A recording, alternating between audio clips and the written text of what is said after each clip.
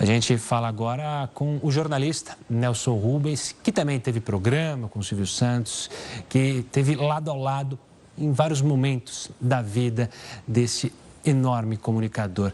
Nelson, uma boa tarde, infelizmente, para falar sobre o legado desse grande homem e que encantava todos os domingos e, claro, sempre quando aparecia na TV ou no rádio a vida dos brasileiros. Tudo bom, Nelson? Ok, Gustavo. A gente, sabe, é que o Silvio Santos, o Silvio Santos poderia ter morrido no domingo, pelo menos já combinava com o dia dele, o Dia Nacional do Silvio Santos. Eu estou muito triste, evidentemente, mas a gente vai contornando isso, né? Para poder falar dele, para homenageá-lo. É que tem coisa que a gente não espera. Fala, Gustavo. Não, pode falar, estou te ouvindo. Pode continuar. Olha, a última vez que eu estive com o Silvio Santos foi na gravação do Troféu Imprensa, né? Foi a última vez que ele, acho que foi lá também no SBT e tal, ao vivo, na gravação, mas no estilo dele, né? Um cara que fica 3, 4 horas no programa, Troféu Imprensa.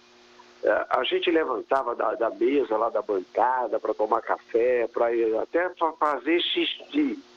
E o Silvio Santos não, ficava direto, ao vivo. Quer dizer, é uma coisa extraordinária, né?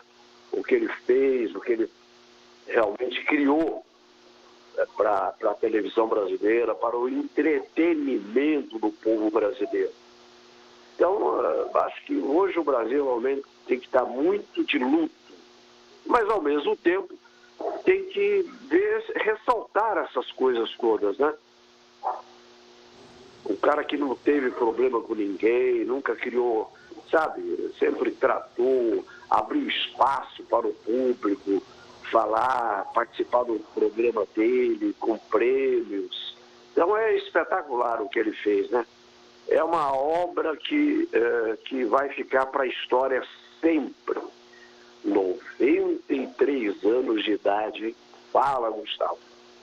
Ô Nelson, eu até fiz uma pergunta mais cedo justamente para o Flávio Rico, falando sobre se que era difícil dizer o que foi maior, se o apresentador, se o empresário, mas também há outras facetas do Silvio Santos, como descobrir talentos, já que inúmeros talentos, e a gente tem falado durante a programação, desses talentos, agradecendo a oportunidade que Silvio Santos deu para tanta gente ter asas. Ele viu talento nas pessoas e dava espaço. Também é outra faceta importante, né? Fica difícil dizer o que foi maior desse homem.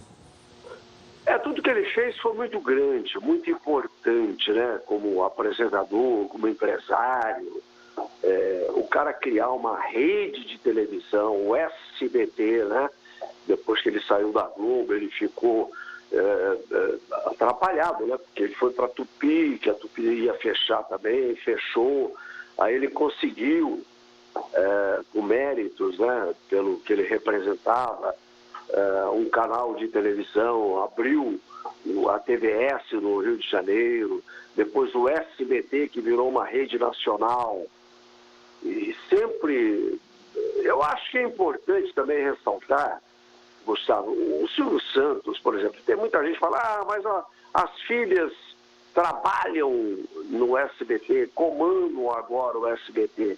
Mas até nisso, essa percepção que ele teve, entendeu?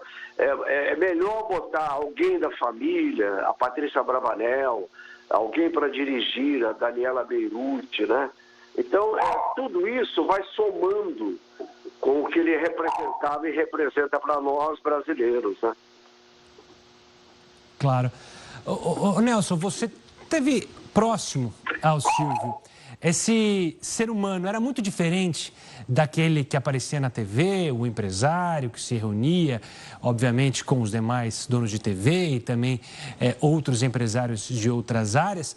ou era a mesma pessoa? Muitos falam que ele era muito afável, a gente conversou com o Cacá Rossetti aqui, o Otávio Mesquita também deu um pouco da palavra dele sobre como era o Silvio Santos pessoalmente. Você já falou um pouco justamente sobre o Troféu Imprensa, quando você acompanhou ali o homem que ficava ali às 3 horas acompanhando e produzindo o programa e paradinho ali. Era muito diferente o Silvio pessoa jurídica e o Silvio pessoa física? Não, esse negócio de pessoa física, jurídica, você vê um cara só, né? Uma pessoa que representa todas elas, né? Como apresentador, como empresário. A Patrícia Bravanel falou uma frase interessante. Ela falou o seguinte: como é que você gostaria que fosse o Silvio Santos? Ela falou que ele fosse em casa, como ele é na televisão, sempre sorrindo, sempre alegre, sempre feliz, né? Sempre animado. Então, essa visão a gente não vai perder nunca, né, dele, né? O que ele representou para a televisão, para nós brasileiros e para a família dele também, né? Porque ele chegava em casa. Eu me lembro que encontrei uma vez a dona Iris Abravanel num restaurante, Aldeia da Serra, e ela falava: eu já fui com as meninas no Museu do Ipiranga, já fui não sei aonde, quer dizer, e ele está lá, batalhando, trabalhando, gravando, animando o programa dele, né? Que o dia dele feliz era um domingo, né? Podia ter esperado um pouquinho mais, né, Silvio Santos? Morreu no domingo, então, também. Foi na madrugada de sábado, né, Gustavo? Exato, exato. Esse desencontro de datas, se podemos dizer. Ô Nelson, você falou de uma coisa, da ligação dele com a família. Isso é também interessante a gente olhar, né? Ele sempre falava das filhas, filha número 1, filha número 2, sempre tinha esse lado de falar um pouco da vida pessoal, mas também não muito. Gostava de deixar um mistério. Tinha a história, usa ou não usa peruca, como é que é o Silvio, pessoalmente. Você sabe que essa história da peruca, o Gustavo, na verdade, o Plácido Manaia Nunes, né, que era o dono da revista Melodias, ele falou: Nelson, você não quer fazer uma matéria com o Silvio, falar sobre a vida pessoal dele? Eu falei: eu tenho uma ideia que eu falar do negócio, ele usa ou não usa peruca, né? Então, eu falei: mas eu só vou fazer se eu falar com ele, ele topa permitir. Aí fui lá, era na época que ele estava na Globo, né? Na Praça Marechal Deodoro, ali onde era a sede da Globo. E ele falou: não, pode fazer, tal, entendeu? Capricha no texto, sabe aquela coisa assim? Aí eu fui fazer o quê? Eu fui entrevistar um cara que ele fazia perucas em São Paulo, era muito conceituado, chamava Rubens, parece, até não me lembro agora. Então foi feito, você sabe que vendeu 500 mil de exemplares. A revista Melodias, que passava por um período crítico, né, de vendas naquela época, ela bombou demais, 500 mil de uma edição de revista. Acho que só perdeu para a Veja, que a Veja chegou a alcançar, num domingo, 500 mil de exemplares, né, de venda, somando tudo, assinante, banca, essa coisa toda. E eu fiz uma outra reportagem também com ele, um homem chamado Silvio Santos. E aí eu tive uma ideia, estava na última hora, naquela época, do Grupo Folha. Eu falei com o Alcides Torres, que era o diretor do jornal, falei: vou mandar vender na fila da entrada do auditório dele, lá na Praça Marechal Deodoro, na época da Globo, né? E ele foi muito esperto, ele pegou, a mulherada entrou no auditório com o jornal na mão. Ele falou: o que vocês estão vendo aí? Aí ele pegou, ele exibiu o jornal. O Silvio era um grande marqueteiro, como se fala hoje, né? Mas tinha essa percepção de acompanhar tudo, de ver tudo, entendeu? Parecia que ele não tinha muito interesse. Tinha em tudo, sabia tudo o que acontecia com a televisão dele, com o programa dele, com a família dele, né? Ele deu algumas entrevistas, né? Até que tem uma lenda que: não, eu não vou dar entrevista, se eu der uma entrevista eu morro. Era uma estratégia dele, porque ele falava o seguinte: se eu vou no programa programa da Marília Gabriela, depois como é que eu não vou no programa do Ratinho, não vou em outros programas? Tem que aceitar. Então, ele preferia jogar essa história da cigana que falou com ele nos Estados Unidos para não dar entrevista. Mas ele não se negava a responder nada, não. É que ele falava que a imprensa, às vezes, perguntava uma coisa e na hora de publicar, publicava outra. Então ele falou, então vocês fazem, escrevam do jeito que vocês quiserem, faça a matéria como você imagina, eu fico contente. Os livros que foram lançados também sobre a vida dele, né? Eu falava mais cedo também da exposição que a gente teve aqui em São Paulo, contando a história do Silvio Santos e de como ele sai de um camelô para se tornar justamente o dono de uma rede de televisão. Talvez seja por isso que há um encantamento também. Esse negócio também, Gustavo, esse negócio, o Silvio Santos começou o camelô, mas é que ele começou mesmo como animador, comunicador. Entendeu? Ele viu um cara no Rio de Janeiro, o cara vendia uma canetinha que você virava ela de ponta cabeça, aparecia uma mulher pelada. Então ele falou, eu vou vender essas coisas diferentes, entendeu? Para chamar, mas o que ele queria mesmo era ter gente em volta dele. Ele queria fazer televisão, queria fazer rádio. Então o camelô foi uma forma de comunicação. Não é que ele queria ficar milionário vendendo caneta com o camelô. Não era isso. Ele queria se comunicar. Tanto é que depois ele foi para o rádio, né? Depois foi para a televisão e se transformou no número 1 do Brasil, né? O apresentador, o animador número 1 do Brasil. Ele tinha essa habilidade de justamente, e acho que foi um dos primeiros a entender que a televisão estava na sala das pessoas, que ele ia entrar na casa das pessoas. Então, aquele público que também estava no auditório, ele também tinha que cativar quem estava longe dele, mas que ele estava lá dentro, né? Então, ele precisava do sorriso, do jeito simpático, de entrar na casa das pessoas, né? Isso fez um grande diferencial, imagino. Você tem uma coisa também, além desse negócio que você falou, dessa percepção, né? de criar coisa para a televisão brasileira, né? O programa dele é um programa popular. Me lembro quando ele ganhou a concessão, perguntei, como é que vai ser a programação? Ele vai ser popular, tem que fazer o que eu sei fazer e gosto de fazer, né? Mas você vê, por exemplo, um negócio que, um carinho a mais. Como é que ele chamava o auditório? Minhas colegas de trabalho. Você entendeu? Quer dizer, era uma maravilha, porque você se aproximava mais ainda do apresentador, né? Elas estavam lá num domingo trabalhando com ele, animando o programa com ele. Ele sempre dividiu o programa, ele partilhava o programa, uma partilha com as filhas, né? Fazendo a programação, programa, essa coisa toda, ele partilhava com o público. Então ele dava com muita alegria um prêmio, mais do que se ele recebesse um presente. A alegria dele também era dar prêmios, porque trazia alegria pro ganhador, né?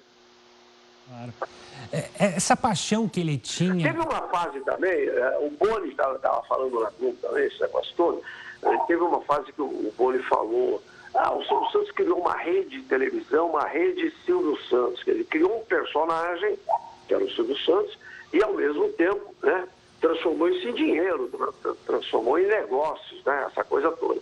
Mas era isso, ele era isso, né, tinha um tino comercial fora de série, né. O Silvio Santos ficaria... Você sabe que uma vez ele me falou indiretamente, ele falou assim, não, se eu ficasse pobre, eu ficaria rico de novo. Já que acham que eu sou rico, eu ficaria de novo, porque eu ia trabalhar nesse sentido, nesse objetivo, né? De divertir e movimentar. Porque você vê, é uma indústria, né? A gente tem que ver a televisão dessa forma também. Emprego, né? Novos artistas que apareciam.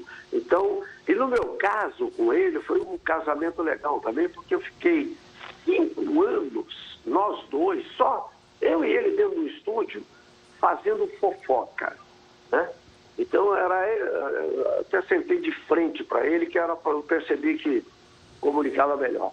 Então, a gente tinha 1 milhão de ouvintes por minuto o programa, né? Quando ele comprou a rádio e a TV Record. Então, ele era um alto-falante. Você vê que até politicamente ele poderia ter sido presidente. Ele foi puxar um tapete, né?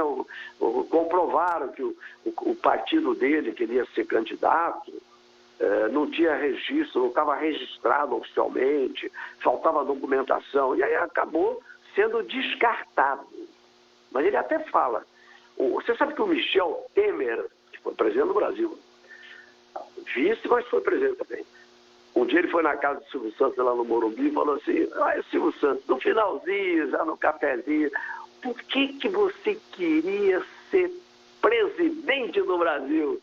Aí, né, o Silvio Santos falou assim pro Michel Temer, por vaidade, você entendeu? Quer dizer, ele tinha esse negócio de ele conhecer a profissão das pessoas, saber. O político é vaidoso também, o cara quer fazer muita coisa, mas também ele entra para a política, que é uma maneira de aparecer, a vaidade dele, né?